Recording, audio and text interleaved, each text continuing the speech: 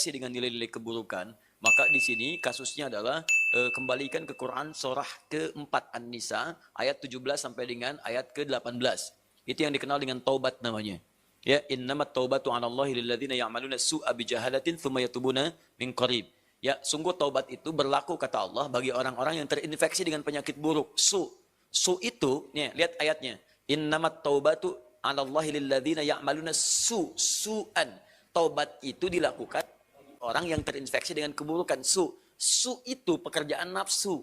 Nafsu, dari mana taunya? Quran surah 12 ayat 53. Inna nafsa la'ammaratun bisu. Su sumbernya nafsu. Kalau ada orang kemudian digerakkan nafsu berbuat buruk kemudian sampai terinfeksi dirinya, maka caranya dengan taubat.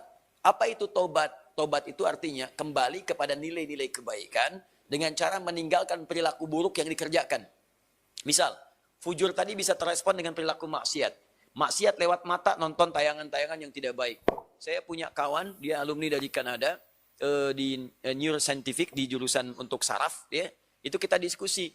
Ternyata selain narkoba sekarang ini yang paling bahaya itu pornografi.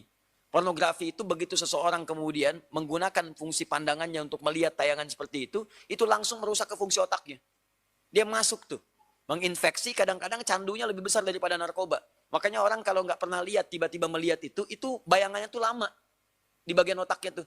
Kadang-kadang penasaran, padahal udah dipalingin kan, tadi apa sih, apa benar, salah gitu kan. Nah itu bisa demikian tuh, itu yang paling dahsyat. Nah kalau kemudian Anda ingin menghilangkan itu, dan perilakunya diburuk nantinya. Ke pola hidup, ke tubuh, ke macam-macam. Anda paham sendirilah gitu kan. Nah, maka apa yang kemudian mesti dilakukan? Tinggalkan itu. Tinggalkan, jauhi, taubat. Akui salah, sesali itu, kemudian tinggalkan, dan cara meninggalkannya ganti dengan yang lebih baik. Pandang yang baik-baik, latihannya begitu. Lihat yang baik-baik ya. Awas, kalau orang terbiasa melihat yang halal, maka yang haram akan alergi. Sama dengan pasangan kehidupan di keluarga. Kalau sering melihat yang halal, pada yang haram itu nggak akan ada ketertarikan berlebihan, nggak ada. Ya, tapi kalau sering melihat yang haram, istri orang itu kan bukan mahram antum.